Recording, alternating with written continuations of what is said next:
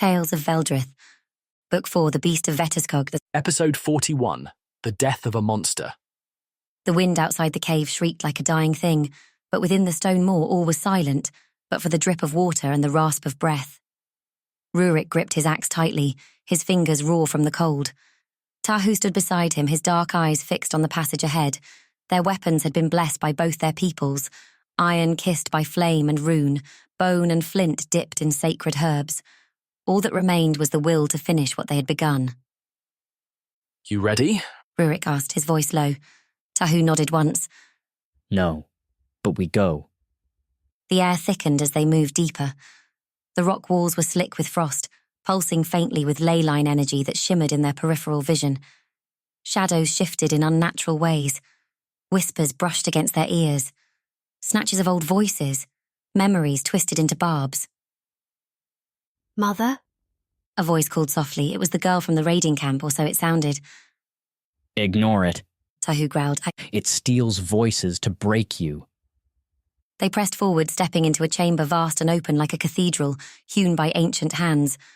Bones were scattered like leaves after a storm. A great pit yawned in the centre, its depths obscured by mist. And there, crouched among the remnants of its victims, was the creature. Its skin sagged over its frame like wet parchment, translucent and veined with black. Its many eyes opened in slow succession, glowing amber in the dimness. The beast rose, impossibly tall, its spine cracking audibly. It had once worn a man's form, that was clear in the grotesque mockery of its face, but now it was something else entirely. You came... It croaked, its voice layered with echoes. You always come, and still, you do not understand. Rurik stepped forward. You're no god, no spirit, just a man who gave himself to hunger. The beast tilted its head. Is that not what your kind does? Take, devour, conquer. I am the mirror you dare not face. Talk's over. Rurik spat. He hurled his axe. The weapon spun end over end, cleaving through the air.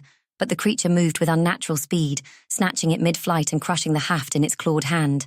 With a roar that shook the walls, it lunged. Rurik rolled aside, drawing his sayax. Tahu loosed a blessed arrow, striking the creature in one of its eyes. Black ichor sprayed as it shrieked, reeling back. They pressed the attack, blades flashing, shouts echoing in the cave. The beast fought like a whirlwind. It struck Rurik with a backhanded blow, hurling him against the stone.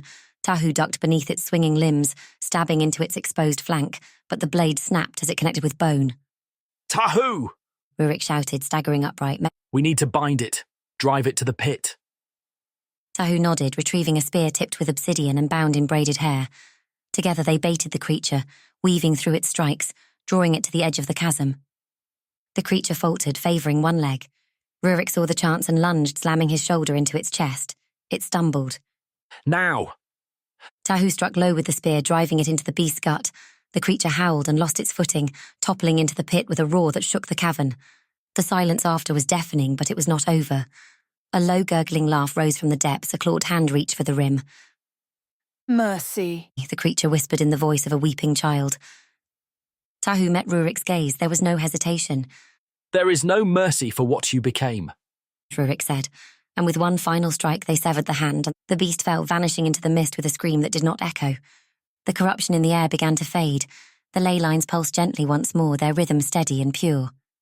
The cave, once thick with rot and despair, began to breathe again. Tahu sank to his knees, exhausted.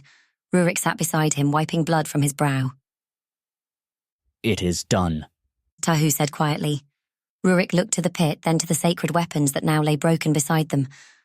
Aye, but the story isn't over. Together they rose and began the long walk back toward the light.